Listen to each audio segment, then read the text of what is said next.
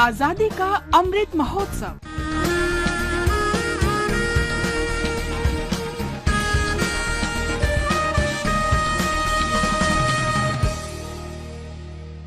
आजादी का सफर आकाशवाणी समाचार के साथ 16 मई को सिक्किम दिवस मनाया जाता है।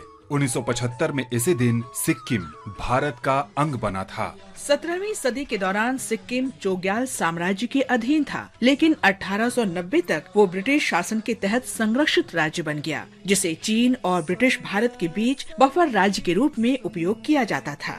1947 में सिक्किम एक तरह से भारत का अंग बना। इसकी विदेश नीति, सुरक्षा और संचार भारत के अधिकार में आ गए, लेकिन इसके साथ ही वो स्वतंत्र राज्य बना रहा।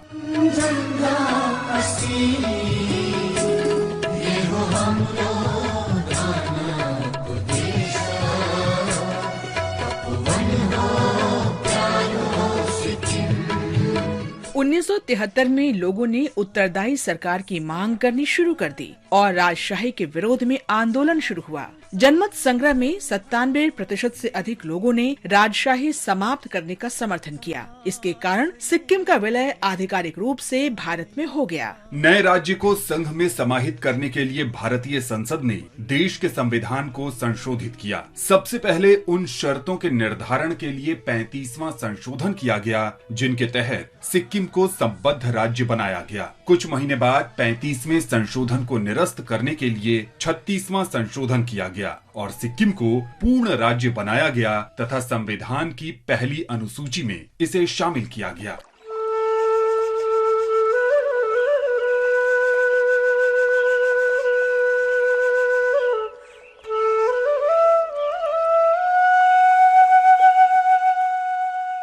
आज हम स्वाधीनता सेनानी भीमबोर देवरी का भी स्मरण कर रहे हैं। उनका जन्म 16 मई 1903 को हुआ था। भीमबोर देवरी ने असम के सभी समुदायों को एकजुट करके राज्य के सामाजिक, आर्थिक, शैक्षिक विकास के लिए संघर्ष किया। उन्होंने असम के भारत में एकीकरण के लिए लड़ाई लड़ी और सफल हुए।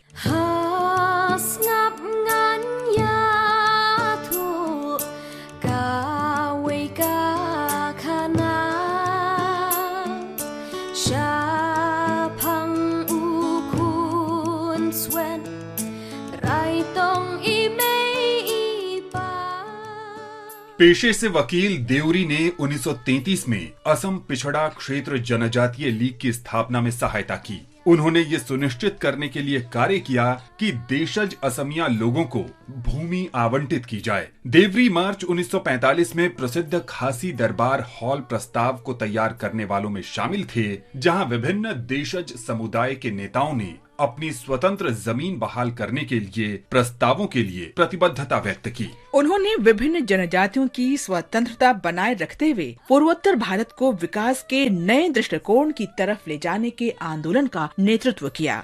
भीमबोर देवरी ने अंत तक देशज लोगों के अधिकारों के लिए लड़ाई जारी रखी। महान भारतीय को आकाशवाणी की तरफ से श्रद्धांजलि।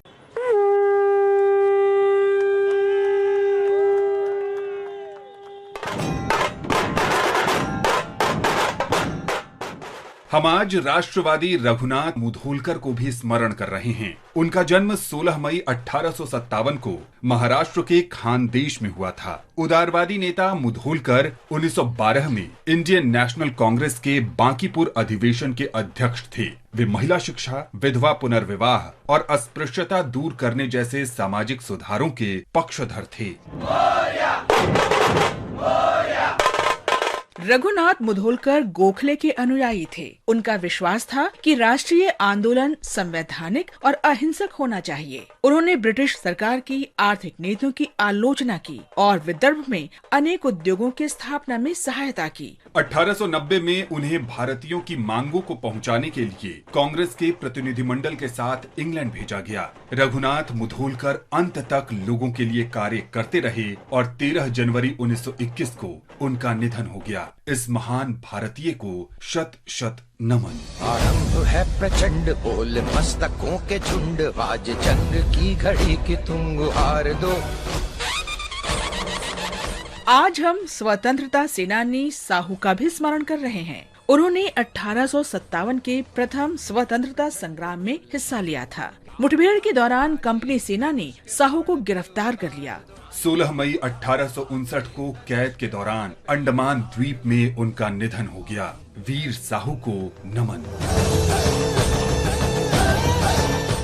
आज बस इतना ही। आजादी का सफर आकाशवाणी के संग कल फिर मिलेंगे नई कड़ी के साथ।